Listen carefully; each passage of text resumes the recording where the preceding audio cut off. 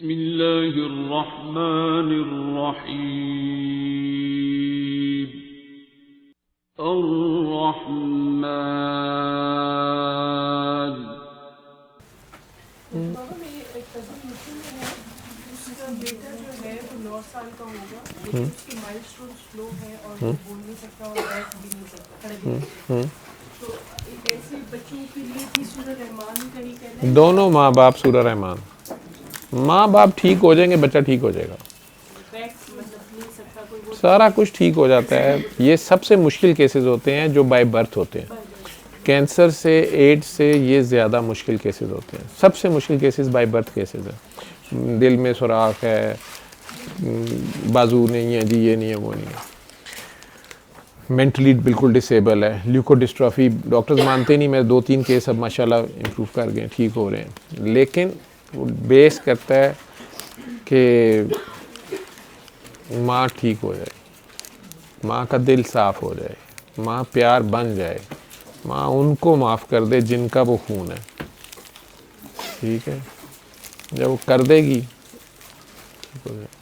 12 साल की एज तक चांसेस होते हैं कि वो ग्रो करते करते वो हो जाता है। ऐसे भी हुआ है मॉल टाउन में। वो काकी इस तरह वो ख़राब करते हैं। आप जो बात कर रहे हैं ना, यहाँ से मैं, बाबा जी पर्दा फरमा आ गए थे तो मैं सऊदीया चला गया था। बाबा जी ने पर्दा किया, आई थिंक 2005 ही था, फरवरी में पर्दा किया, अक्टूबर में मैं गया। अब सऊदीया चला गया था 2 साल के लिए। लेकिन मैं यहाँ पे जो लोग इत्फाक आते थे, कहीं आते थे, मैं उन्हें दुआ था। मैं सऊदीया जाने के लिए एयरपोर्ट पे था, फैमिली मेरी, वो हमारी फैमिली, हम उसे कहते हैं, शोर लगाया हुआ था हमने, रोना पिटना चल रहा था सारों का ही। फर्स्ट टाइम कुछ जा रहा था और सारा, तो एयरपोर्ट पे थे और रो रहे थे। तो मेरे फ़ोन पे फ़ोन आया, मैंने उठा, मतलब हस्बे आदत उठा लिया। अम्मी से डांट भी पड़ी कि इत्थे तो बंद कर दे, साड़ी गल सुन लै ये वो। लेकिन मैं फ़ोन सुना तो कोई खातून थी, तो वो रो रही थी कि जी मैं आज इत्तेफाक गई तो मुझे पता चला कि आप तो यहाँ से चले गए हैं और आप तो मॉडल टाउन ही रहते थे, तो मैं मॉडल टाउन में रहती हूँ, तो प्लीज़ मैं बड़ी मुश्किल से नंबर लिया ये वो। तो मेरी बच्ची है 5 साल की, 7 साल की हो गई, चलती नहीं है, बोलती नहीं है, उठती नहीं, बैठती नहीं। तो आप मुझे ना बताएं इसका तरीका और क्या। मैं उसे दुआ कराना शुरू हो गया। साथ मैंने उसे बताया कि बीबी मैं अब ये फ़ोन बंद हो जाएगा, मैं अंदर जा रहा हूँ एयरपोर्ट के, और वहाँ से ये सिम मैंने बंद कर देनी है। सऊदीया में जाऊँगा, मैं नई सिम लूँगा। वो कह जी यहाँ का किसी का नंबर दे दें, ये कहते, मैं कह जी ये नंबर मैं यहाँ का नहीं दे सकता किसी का, मैं किसी का क्या बताऊँगा, तो आप बस ये कर लें। इस तरह की बातें करके, तो मैंने कहा ये नंबर जो है ना, जब पाकिस्तान आऊँगा ऑन होगा या कुछ होगा, मैं बता दूँगा। अक्टूबर में मैं सऊदीया चला गया, बस उन्हें बता के। आई थिंक 2 साल गुजर गए। 2 साल मैं आता रहा बीच में, कभी 10 दिन 15 दिन, कभी वो सिम वही यूज़ करता था, बात ना उससे, कोई मुझे फ़ोन नहीं आया। 2 साल के बाद मैंने मॉल टाउन में वापस आके क्लिनिक शुरू किया, तो मेरे कॉल एक आई और डॉक्टर साहब को याद है मेरी आपसे बात हुई थी, आप पाकिस्तान आए हुए हैं, मैं सऊदीया, आप जा रहे थे, एयरपोर्ट पे थे, ऐसे ऐसे था। मैंने बताया था मैं मॉडल टाउन की, उन्होंने मेरे घर के करीब पे एड्रेस बताया, तो मुझे थोड़ा सा याद था। मैंने कहा जी मुझे याद आ गया कि डॉक्टर साहब आप कहाँ हैं, आपका घर का? मैंने घर आना। मैंने कहा जी घर तो नहीं मैं मिलता, मैं क्लिनिक में हूँ, किस लिए आना है आपने? उसने कहा जी मैं बस, मुझे जगह पता चल गई है, मैं आ रही हूँ। मैंने कहा अच्छा। थोड़ी देर बाद मेरे क्लिनिक को खिड़की होती थी साथ ही, उधर मेरे पेशेंट अभी कोई आता ही नहीं था, मैं फारिग बैठा होता था। मैं देख रहा हूँ एक मर्सिडीज़ आई, उसमें से एक औरत मर्द और एक और बच्ची उतरी। तो अब वो अंदर आ रहे हैं, मुझे नहीं पता मैं कोई होंगे पेशेंट। बैल से भाई से पूछ के जब मेरे पास अंदर आए तो बड़ी देर वो खड़ी मुझे देखती रही, खामन भी उसका। मुझे कहती है कि आपको पता है कि ये वो बच्ची है जो खड़ी है, मतलब वो चलती आ रही थी बच्ची, ये मेरी बच्ची है। अब डॉक्टर साहब ये थोड़ी सी अटेंटिव नहीं होती, अब डॉक्टर्स कहते हैं ये ADHD है, ऑटिज़म है, ये वो, लेकिन पहले तो ये उठती बैठती भी नहीं थी और सारा कुछ। मैं खैर वो बच्ची को प्यार किया, थोड़ी देर डीलिंग किया उन दोनों माँ बाप से। मुझे कहती है कि डॉक्टर साहब मैंने, ये मेरे खामद है, ये मर्चेंट नेवी में, याद है उसने, ये मर्चेंट नेवी में होते हैं और ये नॉन बिलीवर हैं इसी तरह। और वो बंदा मर्सिडीज़ पे उतर रहा है, ऊपर से मर्चेंट नेवी और सारी जो सुना रही थी। बहरहाल तो वो चाबी उस वक्त जैसे घुमा रहा था, बस हार सा वो बैठा हुआ था। तो कहती कि ये गवाह हैं कि ये आए हुए थे पाकिस्तान और मैंने यानी रिक्वेस्ट की, तो उन्होंने कहा 3 बार तो मैं नहीं सुन सकता, तो मैं रात को जब मैं सोऊंगा तुम लगा लेना, तुम सुनना, मैं भी सुन लूँगा। तो डॉक्टर साहब ने इस तरह सुनी है, मैंने तो 3 बार सुनी है। तो डॉक्टर साहब 7वें दिन रात को सो के मैं रोते रोते सो गई, क्योंकि इन्होंने बड़ा टॉन्टिंग वे में, वो आराम से बैठा हुआ टॉन्टिंग वे में मुझे कहा कि हो गए ने 7 दिन पूरे, दौड़ने लग पई है। तो मैं बड़ा अल्लाह से रो के लड़के सो गई। तो डॉक्टर साहब 8वें दिन सुबह हम दोनों को इस बच्ची ने उठाया था और ये हमारे बेड के साइड पे खड़ी थी और ये हमें उठा रही थी। तो ये भी हैरान, और ये उठे और मैंने इन्हें अपनी शादी के बाद पहली बार जाए नमाज पे नमाज पढ़ते थे, ठीक है, उन्होंने नमाज पढ़ी। मैं तो खैर उस बंदे कुछ नहीं कहा, वो बस हंस रहा था।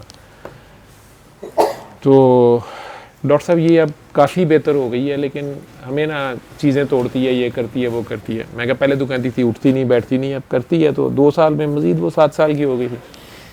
मैंने खैर उसे डीलिंग करके, तो मैंने उन्हें कहा कि आप लोग इसकी फ़िक्र छोड़ दें। उसके बाप को मैंने कहा, मैं क्या आप ना मेरे कहने पे 3 बार, एक बार फिर 7 दिन सुन लें, तो ये कमी बेशी है, ये भी बेहतर हो जाएगी। तो आगे से कहता है कि डॉक्टर साहब इसके लिए तो हम आज आए ही नहीं, इसका भाई है सौतेला, वो कोई कहानी थी, और उसकी औलाद नहीं है और ऐसे आती, ये तो मुझे इसलिए लेके आई है, इसे गाड़ी चलानी नहीं आती जाहिल को। तो मैं साथ आ गया हूँ। मैंने कहा यार चलो कोई बात नहीं, तुम सुन लो। थोड़ी देर मुझे घूरता रहा, मुझे कहता है कि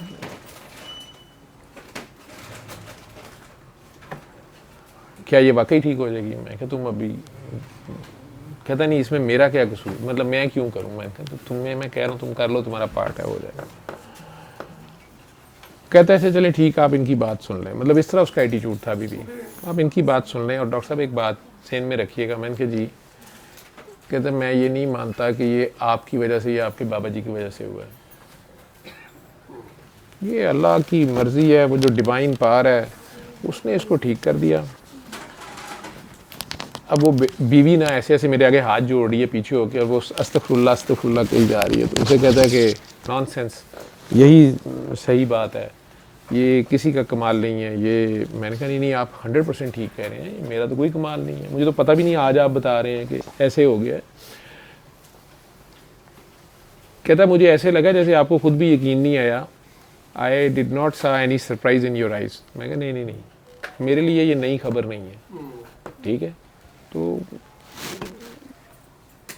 अच्छा चलें, ये बताएं इसकी भाभी के बच्चे हो सकते हैं, खामन वो दोनों मियाँ बीवी, इनके बच्चे हो सकते हैं, ये बड़ी परेशान है अपने स्टेप भाई के लिए और ये वो। मैं कह इसी की दुआ से हो जाएंगे। कहती डॉक्टर साहब नहीं, वो उसको शायद पॉलीसिस्टिक ओवरीज है कि क्या, और डॉक्टर्स ने कहा कि उसका बेबी नहीं हो सकता ये वो। मैं कहा यार उसे को सुन लें। उनके भी 3 बच्चे हुए बाद में, लेकिन वो बंदी उन्हें लेके गई लीला।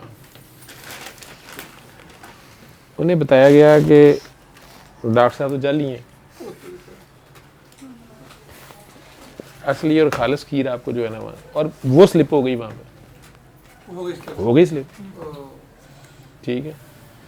जब वो अपने भाई के पहले बच्चे के साथ वहाँ गई इस्लाम करने, वहाँ से वो स्लिप हुई, ठीक है। और बेवकूफ़ी ये हमारी कि मुझे फ़ोन किया, मैंने किसी सेमिनार उसको कोई छोटा सा पता नहीं कहाँ था, शायद सर्विसेज में हमने रखा था, तो मैं इस तरह के लोगों को बुलाया था। तो पीड्स के एक डॉक्टर साहब थे, प्रोफेसर थे बच्चों के, उन्होंने मुझे कहा कि नहीं मुझे बच्चे ठीक हुए हुए दिखाएं, उसके पेरेंट्स कहें। तो मेरे फट जेन में वो बीबी आ गई, उसके पास पेपर शेपर्स भी थे लाहौर के बड़े डॉक्टरों में। मैं उसे फ़ोन किया, उसने मुझे आगे से जवाब दे दिया।